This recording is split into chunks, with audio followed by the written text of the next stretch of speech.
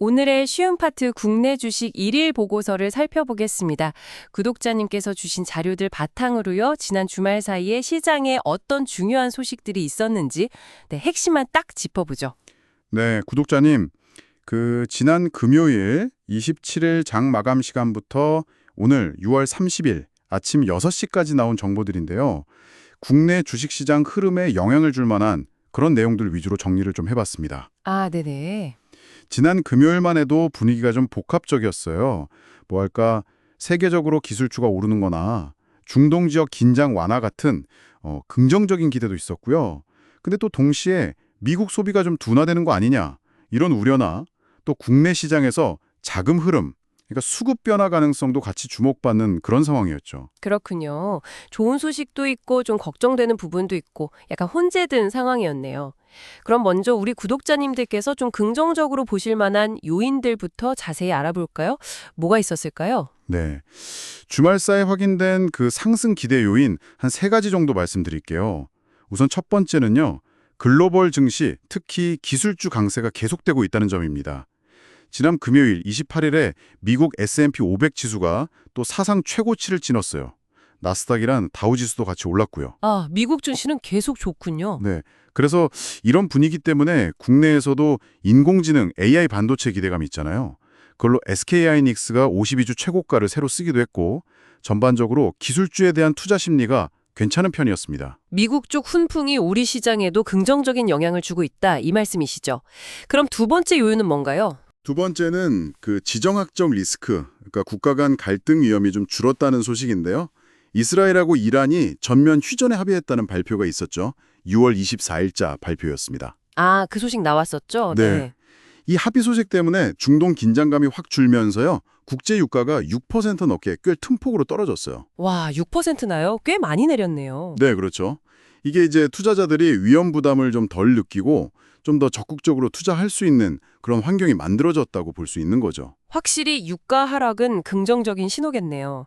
그럼 마지막 세 번째 긍정 요인은 국내 쪽이겠군요. 맞습니다. 세 번째는 정부의 대규모 추경안, 그러니까 추가 경정 예산안이죠. 그거랑 관련된 정책 기대감입니다.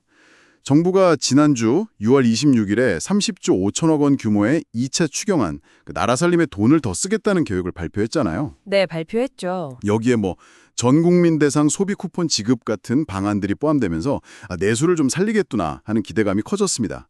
일부 증권사 리포트에서는 이 추경안 덕분에 주식시장이 더 오를 수도 있다, 이런 분석도 내놓고 있고요. 정리하면 해외에서는 기술주 강세랑 중동 리스크 완화가 있고 국내에서는 정부의 경기 부양책 기대감, 이 세 가지가 긍정적인 요인이군요. 네, 맞습니다. 그렇게 정리할 수 있겠네요.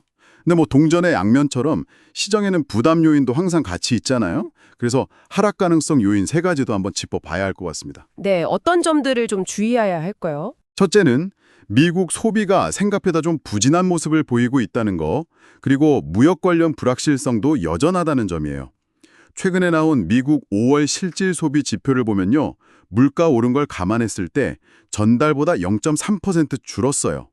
소비가 좀 둔화되는 신호죠. 아, 소비가 좀 꺾이는군요. 네.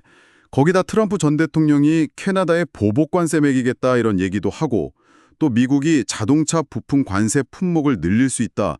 이런 소식들은 다시 무역 갈등 우려를 키울 수 있는 부분이고요. 역시 미국 경제 상황이랑 무역 문제는 계속 신경 써야 하는 변수군요. 또 다른 하락 요인은요? 두 번째는요. 단기 급등에 따른 차익 실현 매물 출회 가능성입니다. 이게 무슨 말이냐면 주가가 짧은 기간에 너무 많이 올랐다는 거죠. 코스피 지수가 6월 들어서만 거의 15% 가까이 상승했거든요. 와, 6월에 많이 오르긴 했죠. 네, 그러다 보니까 지난 금요일 27일에는 코스피가 0.77% 하락 마감했어요. 단기적으로 이익 본 투자자들이 이 정도면 됐다 하고 수익을 확정하려고 주식을 파는 움직임, 그게 차익 실현 매물인데 그런 게 좀 나온 걸로 보여요. 특히 최근에 많이 올랐던 IT 서비스 관련 주식이나 정부 정책 수혜주 이런 쪽에서 좀 그런 움직임이 있었고요. 아, 많이 오른 만큼 좀 쉬어갈 수 있다 이런 거군요. 마지막으로 하나 더 짚어주신다면요? 마지막은 외국인하고 기관 투자자들의 매도세, 그러니까 파는 움직임이 좀 늘고 있다는 점입니다. 지난주에요. 외국인 투자자들이 유가증권 시장, 코스피 시장에서 한 1조 4,800억 원 정도를 순매도했어요.